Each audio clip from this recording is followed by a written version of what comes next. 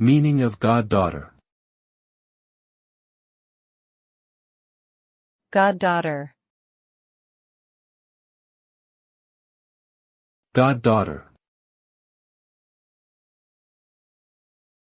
Goddaughter. Goddaughter. A goddaughter is a female child or young adult who is sponsored by someone to receive religious training or baptism.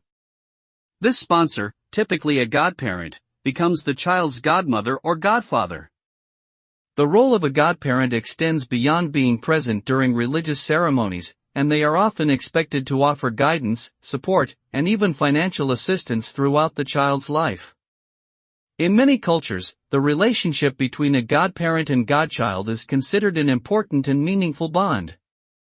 It is an honor to be chosen as someone's godparent and to serve as a positive influence in their lives.